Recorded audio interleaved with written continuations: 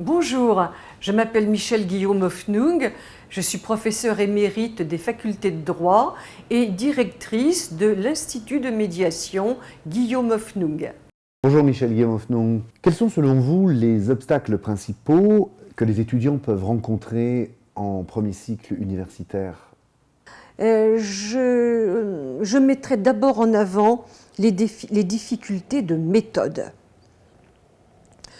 L'apprentissage du droit requiert une méthode rigoureuse. On dit toujours, pour faire des études de droit, il faut avoir une bonne mémoire, comme si la mémoire était la seule chose qui compte en fac de droit. Ce qui compte en fac de droit, c'est la rigueur du raisonnement.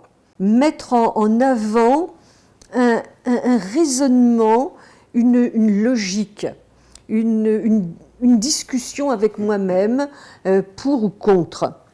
Et puis qu'ils apprennent à parler en groupe, qu'ils apprennent à prendre la parole au sein d'un groupe. Parce que la langue, parce que les études juridiques préparent à des métiers de l'oralité.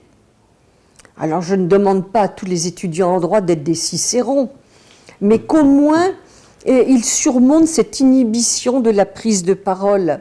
Michèle Guillaume-Hoffnung, vous évoquez les difficultés individuelles auxquelles sont confrontés les étudiants en premier cycle, mais quelles sont les difficultés auxquelles ils peuvent avoir à faire face collectivement? Alors collectivement, ils sont confrontés à l'enseignement de masse. Un amphi, c'est très grand. Et il y a cette distance, nous sommes à la chaire, et puis il y a la masse des étudiants dans l'amphi.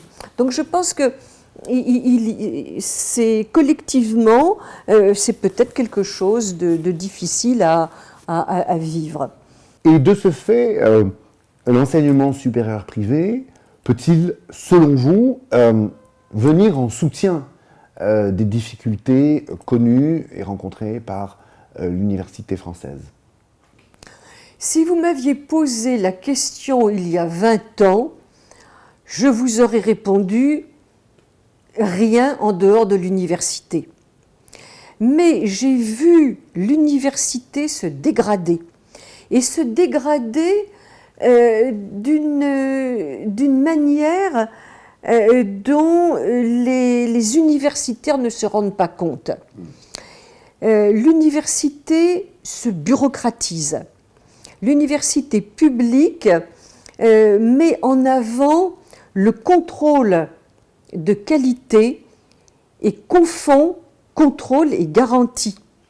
Donc quand je vois l'université publique s'alourdir avec le poids dont j'ai été témoin dans les dernières années de mon exercice en université publique, je suis tentée de vous dire que si des enseignements privés reposant sur des équipes cultivées, des gens qui ont une vraie culture du droit, qui ont conscience que la diplomatie juridique est un atout essentiel de la diplomatie économique et que le génie français vaut largement, et c'est un euphémisme, les process anglo-saxons qui envahissent nos universités publiques, eh bien, j'applaudirais ce type d'enseignement privé.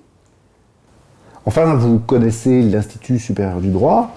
Est-ce que c'est un institut que vous recommanderiez à un étudiant pour y entreprendre ses études? Oui. Et ne serait-ce que vous, que j'ai vu travailler dans l'université publique, puisque, je le rappelle, vous avez fait partie de mon équipe en liberté publique. Et c'est pas le bon connaisseur du droit que vous êtes par ailleurs, que j'ai apprécié, mais c'est l'homme de culture, et le droit, c'est une culture.